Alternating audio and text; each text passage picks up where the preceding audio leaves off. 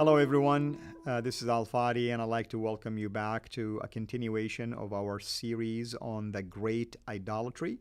It's part of our apologetic video series that is intended to focus on the mere fact that the Prophet of Islam, according to the teaching of the Quran and Hadith, has been elevated to a status to be equal to God.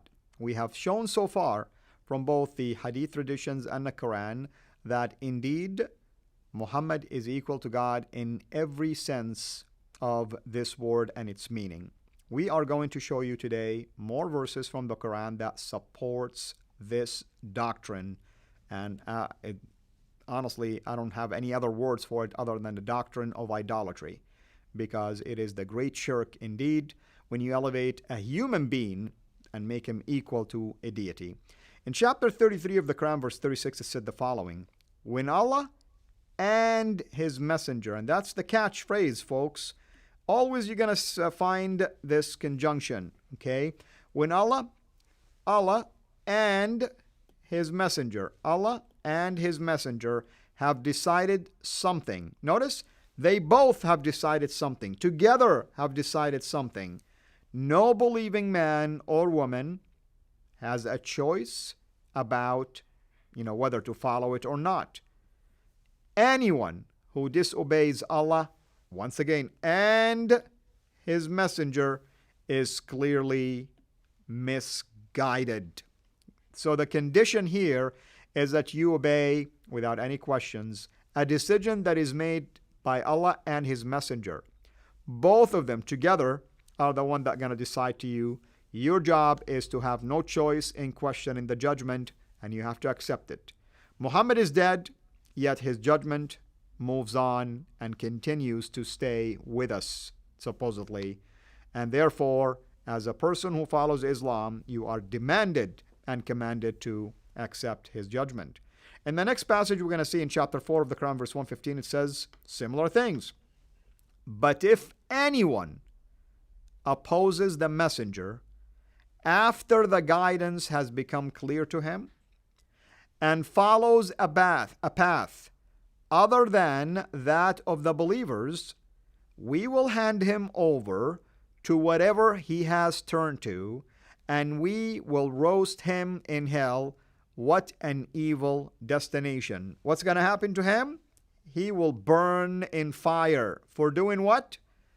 For opposing the messenger of Islam. Okay? Opposing, it didn't say anyone who opposed Allah after the guidance has come clear to him.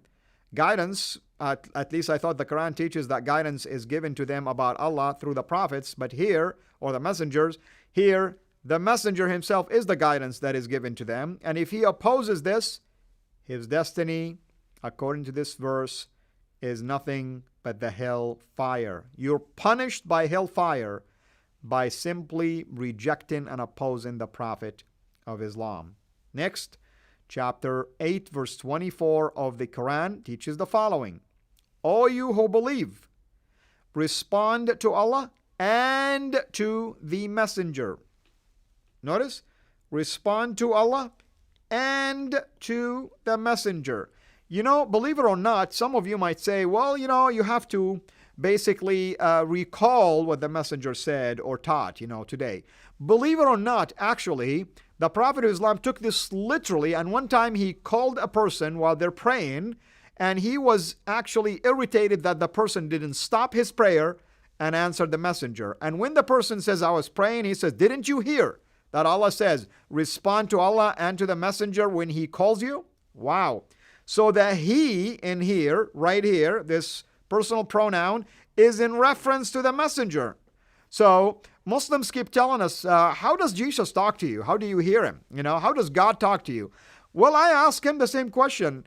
How does Muhammad talk to you today? Because apparently, according to this verse, it is Muhammad who talks to you, and you have to stop everything when you hear his voice. Don't worry about me. I'm comfortable with the way God talks to me. But I'm asking you, tell me, how do you hear his voice? And you're going to stop everything and say that Muhammad is talking to you already? So that's an interesting thing, really, if you ask me. The verse continues to go on to say, He calls you to what will bring you life. So who's the giver of life? Muhammad will give you life. Know that Allah intervenes between a person and his heart, and that you will be gathered to Him. Okay?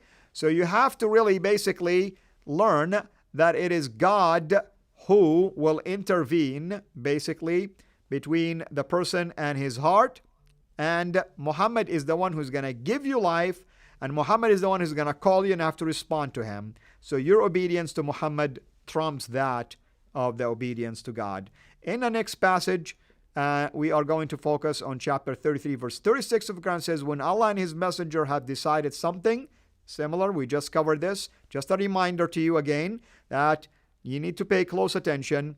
In the context of judgment, it is Allah and the Messenger together that decide on anything, and therefore no believing man or woman has any choice but to obey and listen to Allah and His Messenger and their judgment. Folks, if this is not idolatry, I really don't know what you call it, because it's very clear here that the God of Islam have clearly elevated the status of Muhammad to be equal to him in terms of pronouncing judgment, in deciding things that are forbidden and things that are permissible, and also the Muslims are commanded to not to go astray by not listening to the Prophet, not to oppose him, because if they do, they are going to be punished in the hell fire.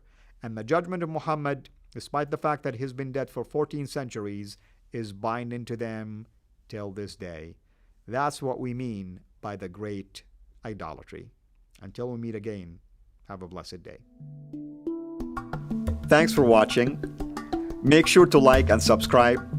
Also, hit the bell so that you don't miss future videos.